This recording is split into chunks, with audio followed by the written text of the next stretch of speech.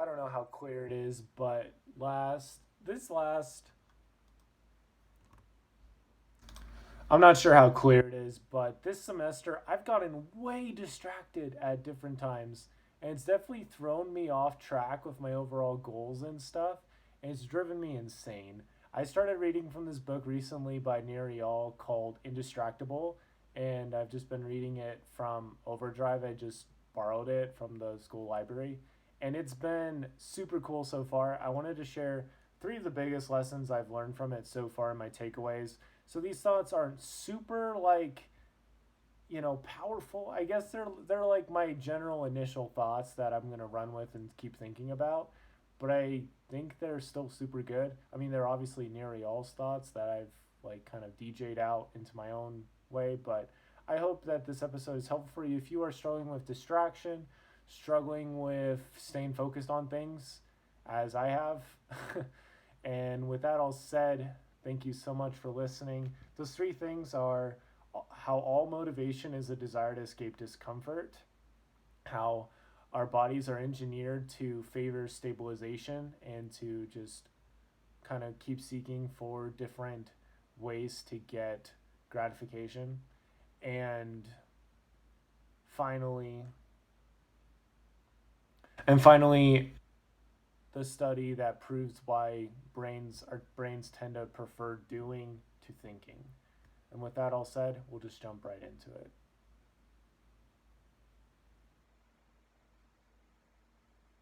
There's a lot of really good case studies and stuff in this book that I honestly really liked. And one of the ones that really stood out to me is from this one lady that she was really stressed and she got a pedometer to help her to stay focused and to help her be more active and everything. At the same time, she was also facing a potential divorce with her husband. And on top of that, he was a marketing teacher or a teacher at a university. I'm not sure if it was marketing.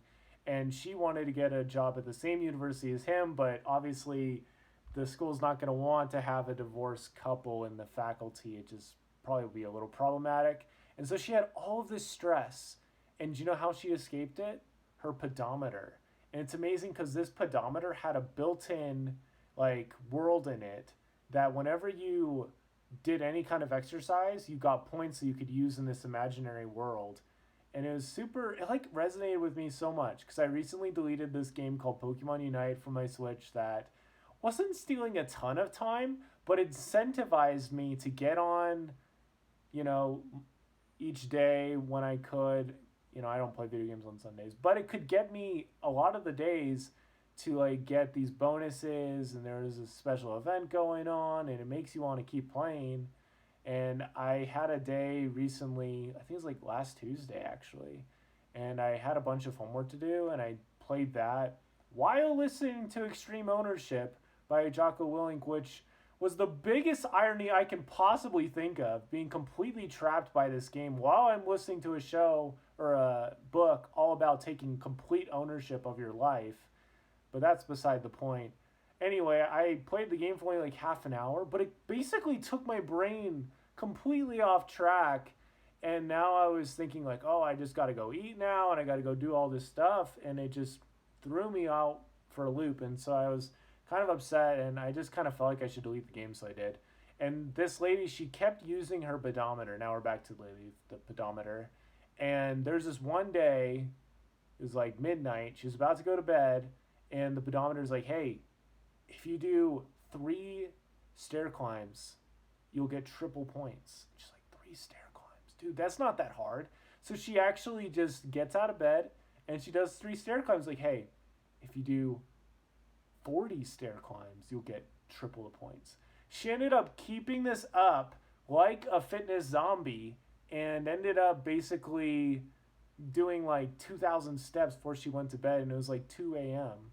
And for me, this resonated with me so much because I've had a couple times this semester where I'll watch this documentary about some business failure or whatever, and then I'm watching this and another one, and now I'm watching some old video game YouTube channels I used to watch because I feel like I need to uphold that identity or something. And it feels useful because I'm learning, and sleep feels so like at least right now or in that moment, it felt so pointless, you know, and I was going to have to wake up and everything. I'm like, I'm not gonna be able to sleep, so I might as well just keep watching. It's easier to keep watching than to keep going. An object in motion tends to stay in motion unless acted upon by some other force, is the Newton's law there. But anyway, I really resonated with this, and I like this thought a lot because I've literally stayed up all night a couple times this semester watching stuff on YouTube, and it's like not super bad. It's like my sleep, dude. It's so important. Like when I have kids and stuff, I'm like hardly gonna be able to sleep at all. Like what am I doing right now? I'm learning. That's what I'm doing. But anyway, yeah, it's so interesting. But Nir Eyal kind of dives into it. Like what she was trying to do was escape her reality and escape this feeling of discomfort that she was feeling from her life. And that's what I feel with like watching the YouTube videos and stuff. All those things are completely like put on pause, but they're not actually put on pause. It just feels like they have been. As opposed to when I actually face those things and work on those things and it feels great and I grow and I become better. It's just, yeah, it's so fascinating. So that's something I'm really trying to internalize and see like, okay, when I'm feeling tempted to do something or just like, hey, I should check my podcast stats or something like that, and I know I need to be doing something else, then I need to just respect my feelings, respect myself, and just try to think beyond the moment. And that's something that Nir Eyal goes on and talks about is like how traction is all about moving forward towards your goals, and distraction kind of takes you away from it. And how if you plan the distracted time, then that's a win. But if you get distracted, then obviously that's a loss because you were trying to get something done and now you're not getting it done. And so there's so many different thoughts I have with this, but that's the first one that I wanted to share is just that any kind of distraction you feel, it's an attempt from your brain to escape discomfort. And as we know, there's no comfort in the growth zone and there's no growth in the comfort zone. So, yeah, you got to learn to love that discomfort and learn from it and what it's trying to tell you, what it's trying to help you do.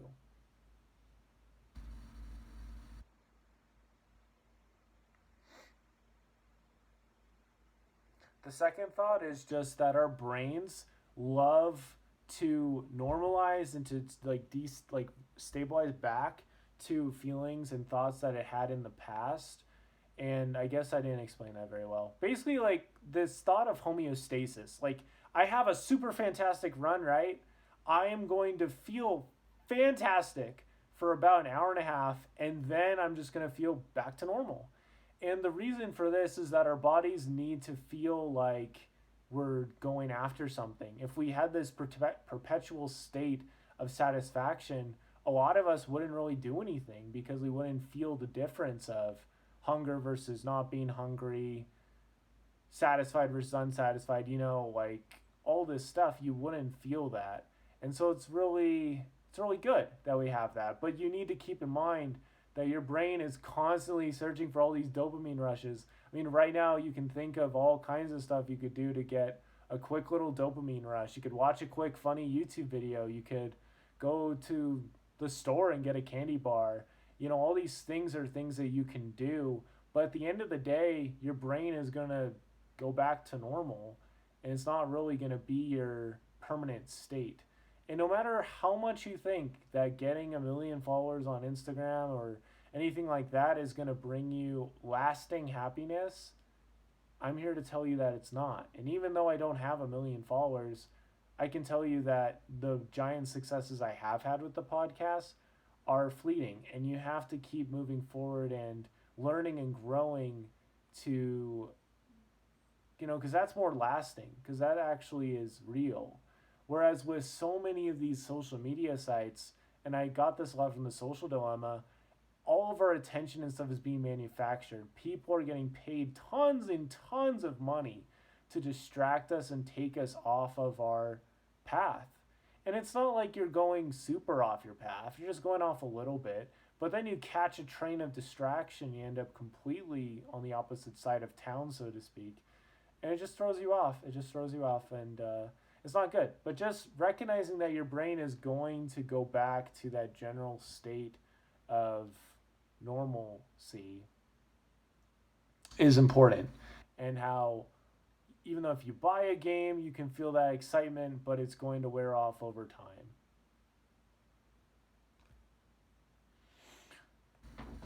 And so, with recognizing this, it really helps to know, like, what are you going to do when you're back in that state, when you come to earth, so to speak. Because when I get out of class, I generally don't want to do anything lately. I just want to sit down and lay down. But lately, I've tried to, like, go on a run, go on a walk, even just taking a shower, just something to, like, change the overall flow of my thoughts and stuff really helps me to turn the unconscious thoughts and stuff into something conscious that I can control and that is benefiting me.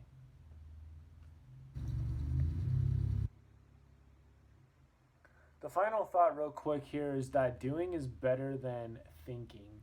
And this is something that Nir or somebody got from this thought of this experiment that happened with these two groups, and they were put in this room and they had to stay in the room for 15 minutes and they couldn't do anything, and they had this little shock thing that they could press if they wanted, and every single one of the people had said they pay money to not be shocked. But you know what ended up happening? With them being alone with the shocker, they ended up pressing the button, like 65% of the males and 25% of the females ended up pressing the button. And this was like mind blowing to me because it's like if you have Angry Birds or if you have Crossy Road was a big one for me, but I deleted it. I didn't like play it a ton, but I was like starting to get into it a lot. I was like right about to like get more into it, I think. And I don't think I've ever really been addicted to this kind of stuff, but I have definitely been more or less like hooked on it, you know? And you just have to kind of be aware of that. But anyway, with the going back going back to that study that happened, they found that people, when they were left alone with that shocker, a lot of them would do it. Because what else are you going to do? Meditate or something? I guess not. You know, that's what I would have done, at least now, because I've been meditating a lot more lately, which has been good. But these people, they had this choice, and we are like, we're victims. We're either victims or we're victors when it comes to our environment design. James Clear said it really well that environment is the invisible hand that shapes human behavior. Lately, I've been going to the library more because there's so many less distractions there. And usually, I just talk to people all day long. That's happened to me before at the library. But with so many friends graduating and COVID and post COVID and stuff, there's not as many people I know that go to the library. So it's not as big of a temptation. And I've been getting a lot done at the library and just on campus in general. And not so much in my apartment where all of my thoughts and all of my anxieties and stuff are carpomantalized. Carpent. Compartmentalized. Wow, I cannot say that word. What the heck? Compartmentalized. Wow, compartmentalized. Wow. Okay. Anyway, there's a word that I need to work on. But anyway, yeah, like it's all here, and there's all these like different instances where I stayed up watching YouTube or I just played video games and stuff, and it's like I don't want to study in that environment. So I've been trying to study more on campus, and that's been good because whatever is like within arm's reach of you, that's what you're going to do. You know, when I have a book nearby, I'm more likely to read it. When I have a phone nearby, I'm more likely to call somebody or do something on that phone. And so it's very important to consider this and keep this in mind that doing is prioritized generally by our brain rather than thinking. And this makes a lot of sense because with those days that I stayed up all night watching YouTube, I mean, I was just clicking from video to video, but I felt like I was being productive as opposed to like if I would just taken some time to just think and think about my life and stuff, that would have been much more productive for me personally over the long term. But our brains tend to favor actually doing over just thinking about stuff. So I think that's really important to consider. And I just encourage you to design your environment in a way that's going to help you out. Don't give yourself 50,000 things you're trying to get done because it can be really stressful. And yeah, I think if you're able to if you're able to take control of this and actually think a lot more and use your thinking to help you do better doing, you will do so much better. But for me, like I've been living on autopilot the last couple weeks and it's not been fun, not been fun. And a lot of that is like habits. Even though I'm not using social media hardly at all, there's still all these little cues like, oh, I'll watch a little bit of Shark Tank when I should be doing homework. And all of a sudden that turns into watching a whole episode as opposed to the times where I'm able to consciously be like, okay, I'm going to watch one pitch and I'm out. And I get to ride that momentum and it's great, it's exciting, it's awesome, you know? But it's always easier to keep moving and keep doing rather than just stop and think. So just considering that is huge, I think. With that all said, I mean, there's so much more I'm going to get out of this book. I'm only like 20% of the way done. I hope to get Nir Eyal on the podcast too. I think he's got some really good stuff. I've seen him on other podcasts. I'll have a link to his book in the show notes if you'd like to check it out. But this is definitely not the last you've seen in this book. There's so much other good stuff I'm looking forward to diving into. And hopefully, me being vulnerable and sharing my thoughts and insights with you was beneficial in some way. And at the very least, I hope that you're able to hope that the podcast helps you with going towards your best self and helping you be a little more conscious and to take care of yourself more. And I really hope it does that for you. Definitely going to be getting a lot more interviews on deck very soon. I keep saying that, but I promise it is going to happen. I am learning a lot. I'm moving forward. I'm trying, and I'm getting better. So, as always, thank you so much for listening. Don't forget to yield today, and it'll be a better tomorrow.